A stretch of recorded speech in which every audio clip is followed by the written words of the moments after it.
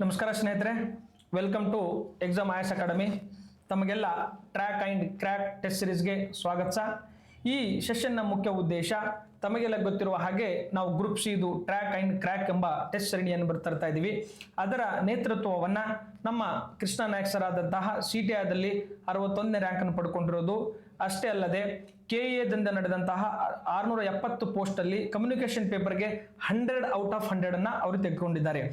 ಹೇಗೆ ಅವರು ಈ ಸಾಧನೆಯನ್ನು ಮಾಡಲು ಸಾಧ್ಯವಾಯಿತು, ಅಷ್ಟೇ ಅಲ್ಲದೆ ಮಲ್ಟಿಪಲ್ ಎಕ್ಸಾಮ್ ಕ್ಲಿಯರ್ ಮಾಡಲು ಸಾಧ್ಯವಾಗಿತ್ತು, ಆ ಒಳನೋಟಗಳೇನು, ಮತ್ತೆ ಈ ಇಂಗ್ಲಿಷ್ ಪೇಪರ್ನ ಯಾವ ರೀತಿ ಅವರು ಸೊಲ್ಯೂಷನ್ ಅನ್ನ ಯಾವ ರೀತಿ ಪ್ರಿಪರೇಷನ್ಸ್ ಮಾಡಿದ್ರು, ಯಾವ ಮಟೀರಿಯಲ್ಗಳನ್ನು ಯೂಸ್ ಮಾಡಿದ್ರು, ಮತ್ತೆ ಹೇಗೆ ಎಕ್ಸಾಮ್ ಹಾಲ್ ಕಂಡೀಷನ್ಸ್ ಅವರು ಸೊಲ್ಯೂಷನ್ ಕೊಟ್ಟರು ಅನ್ನೋದು ಅಂಶವನ್ನ ಈ ಸೆಷನ್ ನಲ್ಲಿ ನಾವು ತಿಳಿದುಕೊಳ್ಳುವ ಪ್ರಯತ್ನವನ್ನು ಮಾಡೋಣ. ಮಾನ್ಯ ಕೃಷ್ಣ ಸರ್ ಅವರೇ, ತಮಗೆ ನಮ್ಮ ಸೆಷನ್ಗೆ ಸ್ವಾಗತ. Thank you sir.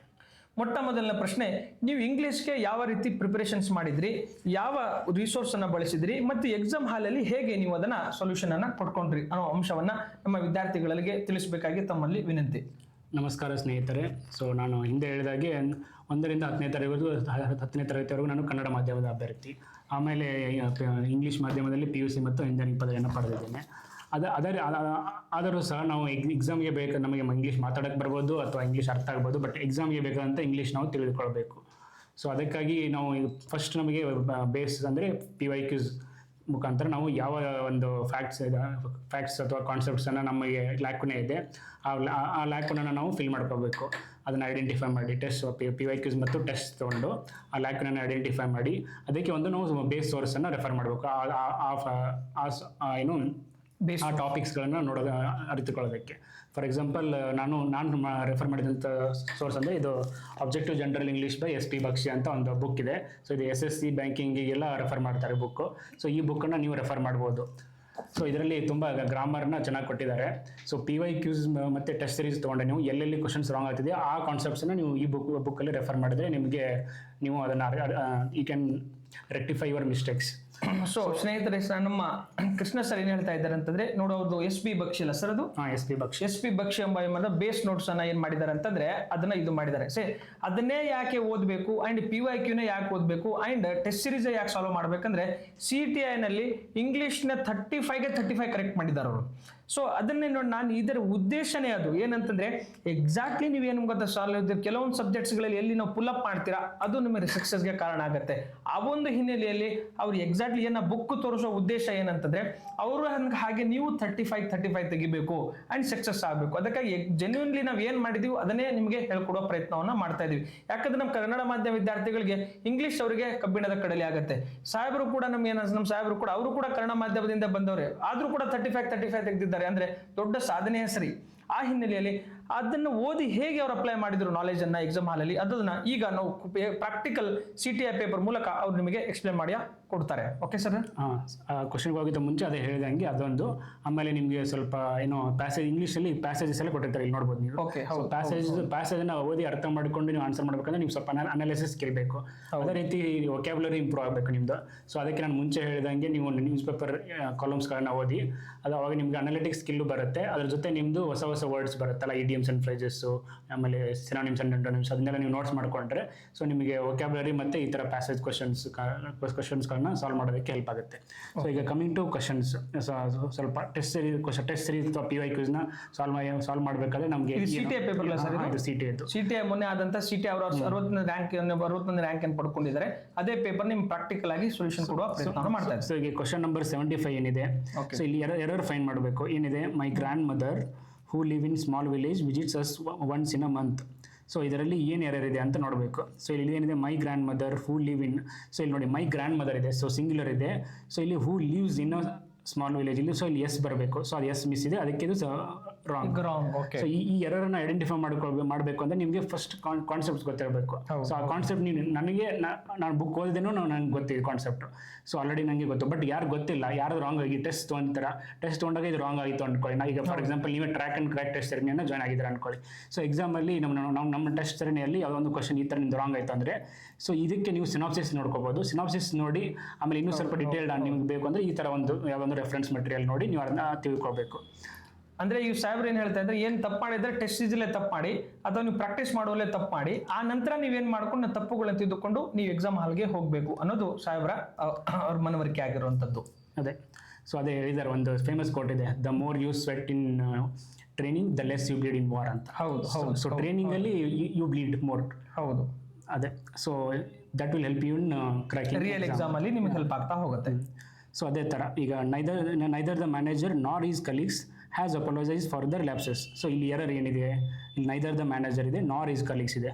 So neither ನಾರ್ ಬಂದಾಗ ಅಲ್ಲಿ ಒಂದು ರೂಲ್ ಇದೆ, ಏನಿದೆ, ಈಗ ನೈದರ್ ನಾರ್ ಬಂದರೆ ನಾರ್ ನೆಕ್ಸ್ಟ್ ಏನಿದೆ ಅಲ್ಲ, ಅಲ್ಲಿ ಪ್ಲೂರಲ್ ಇದೆ, ಸಿಂಗ್ಲರ್ ಇದೆ, ಅದು ಇಂಪಾರ್ಟೆಂಟು. ಸೊ ಅಲ್ಲಿ ನಾರ್ ನೆಕ್ಸ್ಟ್ ಪ್ಲೂರಲ್ ಇದೆ, ಇದು ಕಲೀಗ್ಸ್ ಇದೆ ಅಂತೆ.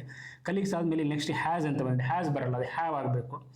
ಸೊ ಈ ಥರ ಇದು ನೈದರ್ ನಾರ್ಗೆ ಏನು ಬರಬೇಕು. ಸೊ ಇದು ಈ ಕಾನ್ಸೆಪ್ಟ್ ನೀವು ತಿಳ್ಕೊಬೇಕು. ಕಾನ್ಸೆಪ್ಟ್ಸ್ಗಳನ್ನ ನೀವು ಬೇಸಿಕ್ ಕಾನ್ಸೆಪ್ಟ್ಸ್ಗಳು ಸ್ಟ್ರಾಂಗ್ ಇತ್ತಂದ್ರೆ ನೀವು ಸೊಲ್ಯೂಷನ್ ಅನ್ನು ಆರಾಮ್ಸೆಯಾಗಿ ನೀವು ಆನ್ಸರ್ನ ಮಾಡಬಹುದು. ಅದೇ ರೀತಿ ಈಗ ಕ್ವಶನ್ ನಂಬರ್ 77 ನೋಡಿದ್ರೆ, a lot of documents is reported missing from the office. So ಇದು easy question. So lot of documents ಇದೆ, ಅದು ಆರ್ ಆಗಬೇಕಾಗಿತ್ತು. ಹೌದು. ಸೊ ಅದೇ ಅಲ್ಲಿ ಅದು ಆಪ್ಷನ್ C 2 ಇದೆ, ಎರರ್. ಸೊ 78 ಕ್ವಶನ್ ಇದೆ. A great deal of work was done by children. So ಇದರಲ್ಲಿ ಯಾವುದೇ ಎರರ್ ಇಲ್ಲ, ಸೊ ನೋ ಎರರ್. ಸೊ ಆ ಎರರ್ ಇದ್ದದನ್ನು ಐಡೆಂಟಿಫೈ ಮಾಡೋದಕ್ಕೆ ಸ್ಕಿಲ್ ಇರಬೇಕು. ಎರರ್ ಇಲ್ಲದೆ ಇದ್ದಾಗ ಓಕೆ ಎರರ್ ಇಲ್ಲ ಅಂತ ಹೇಳೋದಕ್ಕೆ ನಿಮಗೆ ಕಾನ್ಫಿಡೆನ್ಸ್ ಬೇಕು. ಸೊ ಆ ಕಾನ್ಫಿಡೆನ್ಸ್ ನಿಮಗೆ PYQs ಮತ್ತು ಟೆಸ್ಟ್ ಸರಣಿ ಮುಖಾಂತರ ನೀವು ಎಷ್ಟು ಕ್ವಶನ್ಸ್ ಸಾಲ್ವ್ ಮಾಡ್ತೀರಾ ಅಷ್ಟು ನಿಮಗೆ ಆ ಕಾನ್ಫಿಡೆನ್ಸ್ ಬರುತ್ತೆ. ಸೊ ಅದೇ ರೀತಿ ಈಗ ತುಂಬ ಕ್ವಶನ್ಸ್ ನೋಡ್ಬೋದು. ನಾನು ಹೇಳಿದಂಗೆ ಮುಂಚೆ ಈಗ ಸಿನಾನಿಮ್ಸ್ ಅಂಟೋನಿಮ್ಸ್ ಅಂತ ಹೇಳಿದೆ. ಸೊ ಸಿನಾನಿಮ್ ಅಂಟೋನಿಮ್ಸಿಗೆಲ್ಲ ನೋಡಿ, ಇಲ್ಲಿ ಅಪೋಸಿಟ್ ಕೇಳಿದ್ದಾರೆ. ಅಪೋಸಿಟ್ ಅಂದರೆ ಅದು ಎಂಟೋನಿಮ್ಸ್. ಸೊ ಕಂಟೆಂಟ್ಗೆ ಡಿಸ್ಕಂಟೆಂಟ್ ಬರುತ್ತೆ ಇಲ್ಲಿ, ಆಮೇಲೆ ಅದು ಡಿಸ್ಒಬಿಡಿಯಂಟ್ಗೆ ಒಬಿಡಿಯಂಟ್ ಆಗುತ್ತೆ. ಆಮೇಲೆ ಇದೇ ಥರ ನೋಡಿ, ಹಿಸ್ ಬಿಹೇವಿಯರ್ ವಾಸ್ ಡಿಸ್ಕ್ರೆಸ್ಫುಲ್ ಡಿಸ್ ಅಂತ ಬರುತ್ತೆ. ಸೊ ಈ ಥರ ಸ್ಮಾಲ್ ಏನು ಗ್ರಾಮೆಟಿಕಲ್ ಕಾನ್ಸೆಪ್ಟ್ಸ್ನ ನೀವು ಅರ್ಥ ಮಾಡ್ಕೋಬೇಕು. ಸೊ ಈ ರೀತಿ ನೋಡಿ ಸ್ನೇಹಿತರೆ, ನಾವೇನು ಮಾಡ್ತಾ ಇದ್ದೀವಿ ಅಂತಂದರೆ ಈ ಒಳನೋಟಗಳನ್ನು ಮಾನ್ಯ ನಮ್ಮ ಕೃಷ್ಣ ನಾಯಕ್ ಸರ್ ನಮಗೆ ಏನು ಹೇಳ್ತಾ ಇದ್ದಂದ್ರೆ, ಕ್ವಶನ್ ಪೇಪರ್ ಮಾಡಬೇಕಾದ್ರೆ ಸರ್ ಯಾಕೆ ನಮ್ಮ ವಿದ್ಯಾರ್ಥಿಗಳಿಗೆ ಈ ಸ್ಕೋರ್ ಮಾಡೋಕ್ಕಾಗ್ತಾ ಇಲ್ಲ ಅಂದಾಗ, ಈ ರೀತಿ ನಾವು ಬೇಸಿಸ್ ಮೇಲೆ ಸಿಮಿಲರ್ ಕ್ವಶನ್ ಪೇಪರ್ನ ನಾವು ಮಾಡಬೇಕು. ಆ ಮೂಲಕ PYQಗಳ ಥೀಮ್ ಬೇಸಲ್ಲಿ ನಾವು ಬಹಳಷ್ಟು ಕ್ವಶನ್ ಪೇಪರ್ ಮಾಡಬೇಕು ಸರ್. ಅಂದಾಗ ವಿದ್ಯಾರ್ಥಿಗಳಿಗೆ ನಿಜವಾಗಿಯೂ ಹೆಲ್ಪ್ ಆಗುತ್ತೆ. ಸೊ ಆ ರೀತಿ ಮಾಡೋದೇ ಇದರ ಟ್ರ್ಯಾಕ್ ಆ್ಯಂಡ್ ಕ್ರ್ಯಾಕ್ ಟೆಸ್ಟ್ ನಾವು ಮಾಡೋಣ. ನಮ್ಮ ಇರುವಂತಹ ನಮ್ಮ ನಾಲೆಜನ್ನು ವಿದ್ಯಾರ್ಥಿಗಳಿಗೆ ಹೆಲ್ಪ್ ಮಾಡುವ ಸದುದ್ದೇಶದಿಂದ ನಾವು ಈ ಟ್ರ್ಯಾಕ್ ಆ್ಯಂಡ್ ಕ್ರ್ಯಾಕ್ ಟೆಸ್ಟ್ ಮಾಡ್ತಾ ಇದ್ದೀವಿ. ಸೊ ಅವರು ಕೂಡ ಇಷ್ಟೇ ಅಲ್ಲದೆ, ಈಗ ನಾವು ಈಗ ಇಂಗ್ಲೀಷಲ್ಲಿ ನಾವು ಈಗೇನು ಮಾಡಿ 5 ರಿಂದ 6 ಕ್ವಶನ್ಸ್ಗಳು ನಾವು ಡಿಸ್ಕಸ್ ಮಾಡಿದ್ದೀವಿ. ಆದರೆ ನಮ್ಮ ಟೆಸ್ಟ್ ಸೀರೀಸಲ್ಲಿ ಏನಾಗುತ್ತೆ ಅಂದರೆ, ಎವ್ರಿ ವೀಕ್ ನಿಮಗೆ ಅವ್ರು ಏನಾಗ್ತಾರೆ ಅಂದರೆ ಅವೈಲೇಬಲ್ ಆಗ್ತಾ ಹೋಗ್ತಾರೆ. ಎವ್ರಿ ವೀಕಲ್ಲಿ ಎಷ್ಟೇನು ಗೊತ್ತಾ, ನಿಮ್ಗೆ ಏನು ಜಾಸ್ತಿ ಕ್ವಶನ್ ಆಯ್ತಾ, ನಾವು ವೀಕ್ಸ್ಲಿ ಒನ್ಸ್ ಟ್ವೈಸ್ ನಿಮ್ಗೆ ಏನಾಗುತ್ತೆ, ನಿಮ್ಗೆ ಹೆಂಗೆ ನಿಮ್ಮ ವಿದ್ಯಾರ್ಥಿಗಳು ಏನು ತಪ್ಪುಗಳು ಮಾಡ್ತಾ ಇದ್ದೀರಾ, ಆ ತಪ್ಪುಗಳು ಜಾಸ್ತಿ ಇದ್ರೆ ನಾವು ಮತ್ತೆ ಅವರಿಗೆ ನಾವು ರಿಕ್ವೆಸ್ಟ್ ಮಾಡಿ, ಸರ್ ನಮ್ಮ ವಿದ್ಯಾರ್ಥಿಗಳು ಇನ್ನೂ ಸ್ವಲ್ಪ ಇಂಪ್ರೂವ್ಮೆಂಟ್ ಮಾಡಬೇಕು, ನೀವೇನು ಮಾಡಿ ಅಂದ್ರೆ ಮಾರ್ಗದರ್ಶನ ಮಾಡಿ ಅಂತ ನಾವು ರಿಕ್ವೆಸ್ಟ್ ಮಾಡ್ತೀವಿ. ಒಟ್ಟಾರೆಯಾಗಿ ನಿಮ್ಮ ಈ ಸೆಷನ್ 3 ಡಿಸೆಂಬರ್ ವರೆಗೆ ಏನೇನು ನೀವೇನು ತಪ್ಪುಗಳನ್ನು ಮಾಡಬೇಕು, ಏನೇನು ಕಲಿತುಕೊಳ್ಳಬೇಕು, ಏನೇನು ಬೇಸಿಕ್ಸ್ ಅನ್ನ ನೀವು ಅಧ್ಯಯನ ಮಾಡಬೇಕು, ಎಲ್ಲವನ್ನ ಮಾಡಬೇಕು. ನೀವು ಇಷ್ಟು ದಿವಸ ಮಾಡ್ತಾ ಇದ್ರೆ ಆದ್ರೂ ನಿಮಗೆ ಸಕ್ಸಸ್ ಇಲ್ಲ ಅಂದ್ರೆ ನೀವೇನ್ ಮಾಡ್ಬೇಕಂದ್ರೆ, ನೀವು ಓದುವ ಮಾರ್ಗ ಬದಲಾವಣೆ ಮಾಡಬೇಕು.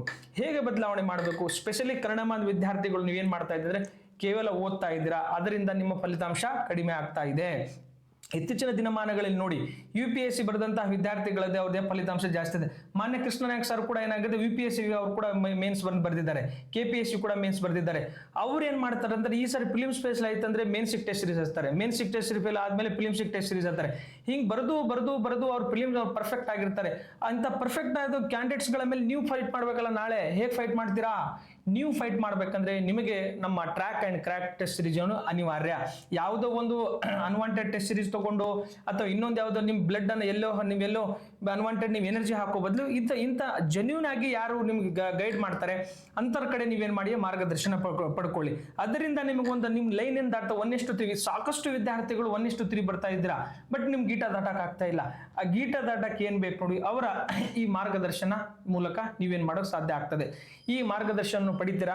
ಜೊತೆಗೆ ನಮ್ಮ ಟ್ರ್ಯಾಕ್ ಆ್ಯಂಡ್ ಕ್ರ್ಯಾಕ್ ಟೆಸ್ಟ್ ಸರಣಿ ಏನಾಗ್ತದೆ 17ನೇ ತಾರೀಕಿಂದ ಇದು 17/8/2025 ಸ್ಟಾರ್ಟ್ ಆಗ್ತಾ ಇದೆ. ಅವೆಲ್ಲರೂ ನೀವು ಭಾಗವಹಿಸಿ. ಅವರು ಎವ್ರಿ ವೀಕ್ ನೀವು ಎವ್ರಿ ವೀಕ್ ನಾವು 10 ವೀಕ್ಸ್ ನಾವೇನು ಮಾಡ್ತಾ ಇದ್ದೀವಿ, ನಿಮಗೆ 2.5 ಮಂತ್ ನಿಮ್ಮನ್ನು ಏನು ಮಾಡಿ ಗ್ರೈಂಡ್ ಮಾಡ್ತೀವಿ ನಾವು. ಎವ್ರಿ ವೀಕಲ್ಲಿ ಮಾತಾಡಿ ನಿಮ್ಮ ಟೆಸ್ಟ್ ಪೇಪರ್ಸ್ಗಳನ್ನ ಎಲ್ಲ ನೋಡಿ, ನೀವು ಎಲ್ಲಿ ತಪ್ಪು ಮಾಡ್ತಾ ಅಂತ ನಿಮಗೆ ಐಡೆಂಟಿಫೈ ಮಾಡಿ.